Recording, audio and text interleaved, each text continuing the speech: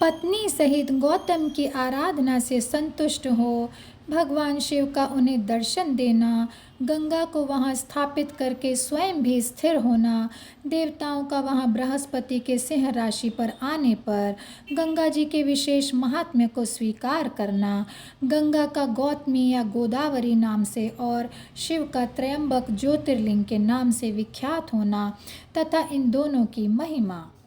सूत जी कहते हैं, पत्नी सहित गौतम ऋषि के इस प्रकार आराधना करने पर संतुष्ट हुए भगवान शिव वहाँ शिवा और प्रमथ गणों के साथ प्रकट हो गए। तदनंतर प्रसन्न हुए कृपानिधान शंकर जी ने कहा, महामुने, मैं तुम्हारी उत्तम भक्ति से बहुत प्रसन्न हूँ, तुम कोई वर मांग लो। उस समय महात्मा शुभ के सुंदर रूप को देखकर आनंदित हुए गौतम ने भक्ति भाव से शंकर जी को प्रणाम करके उनकी स्तुति की। लंबी स्तुति और प्रणाम करके दोनों हाथ जोड़कर वे उनके सामने खड़े हो गए और बोले, देव, मुझे निष्पाप कर दीजिए। भगवान शिव ने कहा, मुने, तुम धन्य हो, कृतकृत्य हो और सदा ही निष्पाप हो। इन दुष्टों ने तुम्हारे साथ छल किया है। जगत के लोग तुम्हारे दर्शन से पाप रहित हो जाते हैं, फिर सदा मेरी भक्ति में तत्पर रहने वाले तुम क्या पापी हो? मुने, जिन दुरात्माओं ने तुम पर अत्याचार किया है वे ही पापी, दुराचारी और हत्यारे हैं।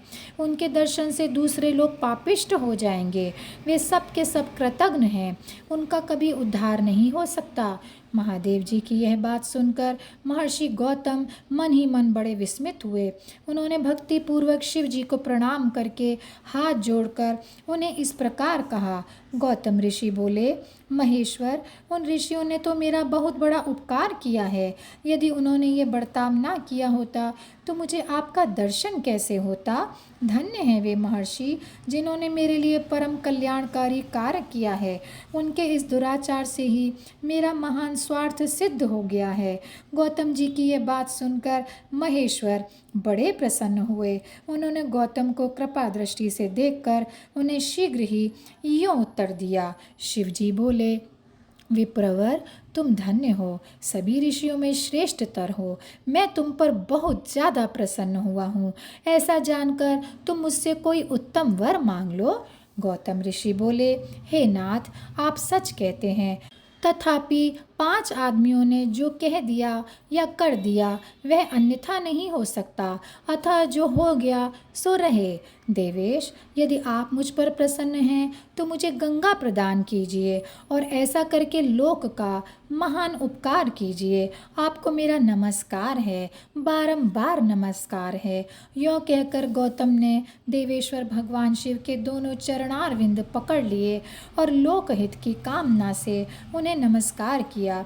तब शंकर जी ने पृथ्वी और स्वर्ग के सारभूत जल को निकालकर, जिसे उन्होंने पहले से ही रख छोड़ा था, और विवाह में ब्रह्मा जी के दिए हुए जल में से जो कुछ शेष रह गया था वह सब भक्त वत्सल शंभु ने उन गौतम मुनि को दे दिया। उस समय गंगा जी का जल परम सुंदर स्त्री का रूप धारण करके वहाँ खड़ा हुआ। तब मुनिवर गौतम ने उन गंगा जी की स्तुति करके उन्हें नमस्कार किया। गौतम ऋषि बोले, हे गंगे, तुम धन्य हो, कृतकृत्य हो। तुमने संपूर्ण भुवन को पवित्र कर दिया है, इसलिए निश्चित रूप से नरक में गिरते हुए मुझ गौतम को पवित्र करो। तदनंतर शिव जी ने गंगा जी से कहा, देवी, तुम मुनि को पवित्र करो और तुरंत वापस न जाकर वैवस्वत मनु के 28वें कलयुग तक यहीं रहो।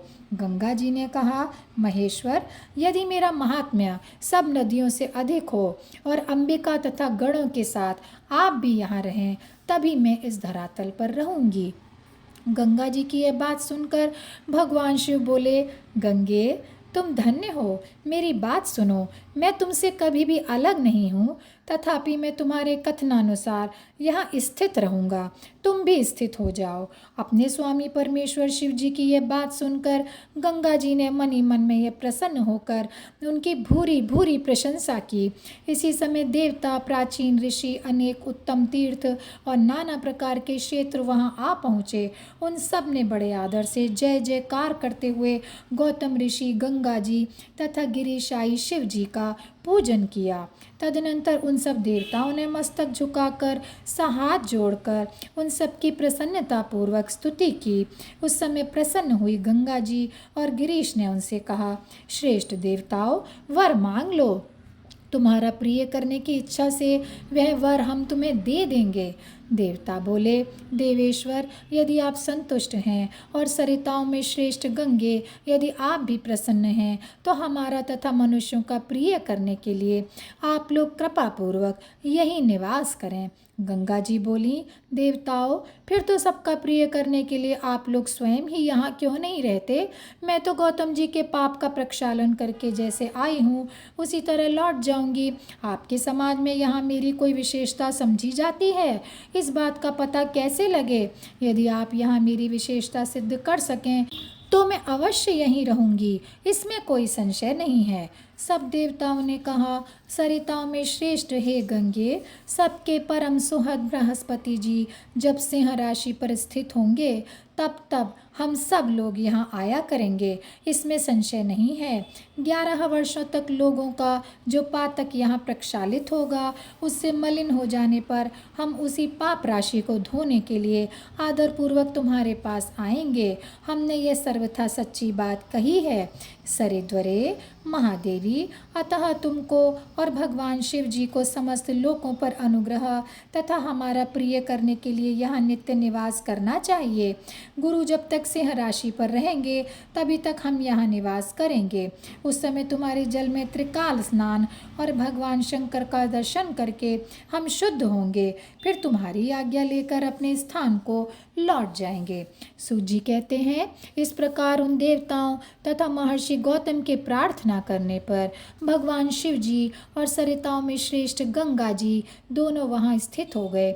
वहाँ की गंगा गौतमी गोदावरी नाम से विख्यात हुई और भगवान शिव जी का ज्योतिर्मय लिंग त्रयंबक कहलाया। यह ज्योतिर्लिंग महान पातकों का नाश करने वाला है।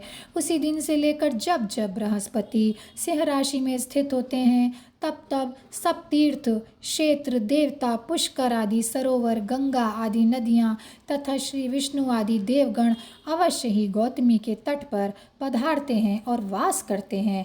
वे सब जब तक गौतमी के किनारे रहते हैं तब तक अपने स्थान पर उनका कोई फल नहीं होता। जब वे अपने प्रदेश में लौट जाते हैं तभी वहाँ इनके सेवन का फल मिलता है। यह त्रयंबक नाम से प्रसिद्ध ज्योतिर्लिंग गौतमी के तट पर स्थित है और बड़े बड़े पातकों का नाश करने वाला है। जो भक्ति भाव से इस त्रयंबक लिंग का दर्शन, पूजन, स्तवन एवं वंदन करता है वे समस्त पापों से मुक्त हो जाता है।